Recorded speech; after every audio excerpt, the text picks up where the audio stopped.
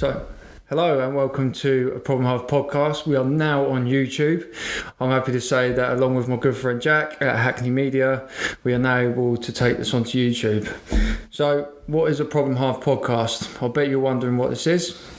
A Problem Halved podcast is a men's mental health podcast. I want to use this as an opportunity for men to talk about their stories or their current struggles with their mental health, to provide inspiration for men that may not be in the best place right now. They're looking for something to sort of give them that buzz, to give them that lift. Because I know firsthand that when you're struggling with your mental health, it's a really dark, a low place to be, and sometimes it's difficult to see a way out. And the bottom line is we want to stop people from taking their own life, especially men who there's a stigma around their mental health, and there's something that I feel needs to stop. So, where did the title come from? So, I always live by the saying, a problem shared is a problem halved. It's something that I found out with myself. I'm 23 years old. Back in May 2020, the 15th of May to be exact, I took an overdose on my antidepressants. 2 days before, during lockdown, I was going through a lot of stress. Didn't really understand what I was putting myself through.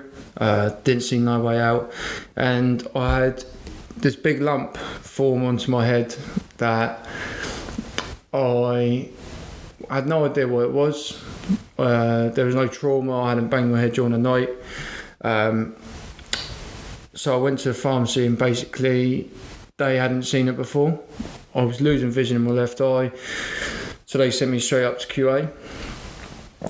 Sent me to St Mary's.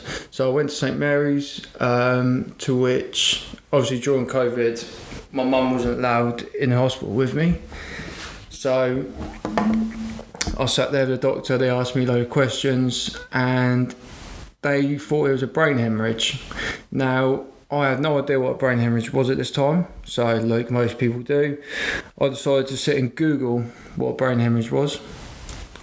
Safe to say, I sort of shit myself. Made my anxiety probably 100 times worse than it already was with the situation I found myself in. So went back in with the doctor. They turned around and told me I was going for an MRI scan to see exactly what it was that was going on. They were talking to me about how they put fluid in your arm that they can then see what's going on. And at this point, I had fainted. I can have tattoos done all day, but when it comes to needles with blood tests and stuff, it's a no-go for me. Don't know what that is.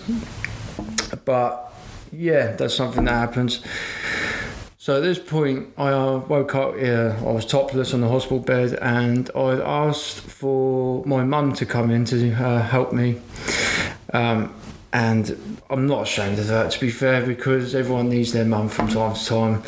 My mum came in, they put me in a wheelchair and took me to have my MRI scan.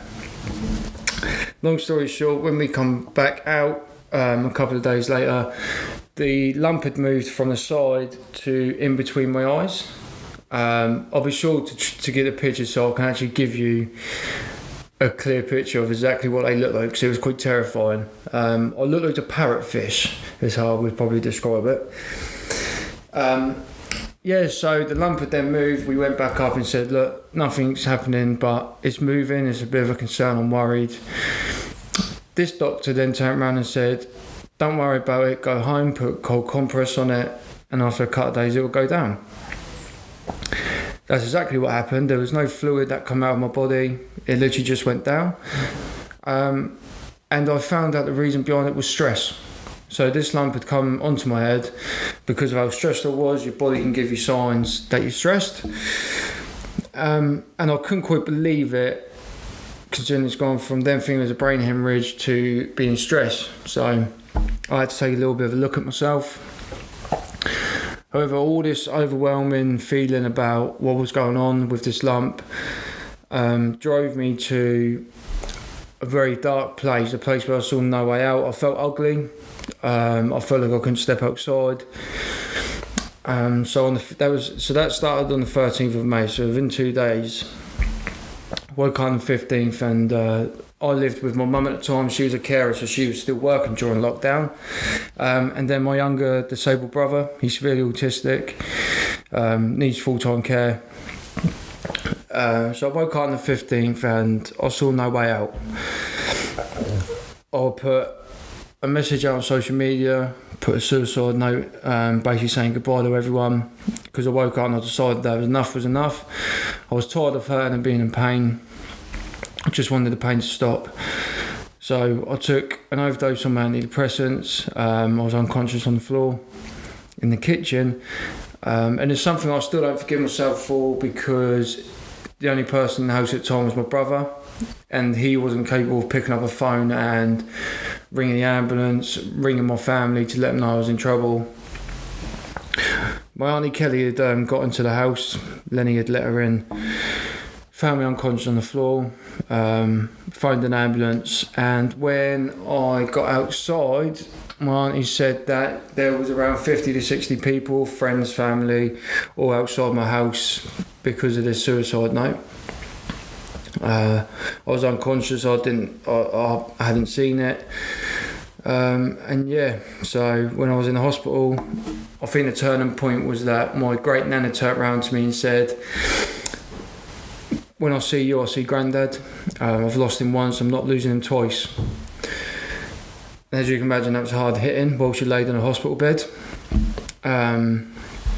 So I sat down, went to therapy, counselling. And it's been a 3-year journey since. I'm now in a place where I'm happy. I'm really content with life. I have up days, I have down days, but that's life. Nothing's ever perfect. But I know how to now manage it when I have them down days. So that was a little bit about me. So the reason I'm doing this podcast, because I feel it will benefit men being able to listen to stories that they might relate to, so they know they're not alone in what they're feeling. We've already done season 1, which was on Spotify. I'll put a link in if you want to go back and have a little listen. So we had 5 on there. We had one about IVF. We had one about who else did we have? We had IVF. Mental health and football. We had Craig Harrison as well, who has the record for the longest snooper kill. If you don't know who Craig Harrison is, I'd recommend you look him up. That was a very exciting one. I was really happy with that one. So, season 2. So we have 5 people currently that are going to be coming on for season 2 in our brand new setting, which we're now able to put onto YouTube. So I'm really excited. I'll put all the socials in the description for you. And I'm really excited, and I hope you enjoy coming on this journey with me. See you soon.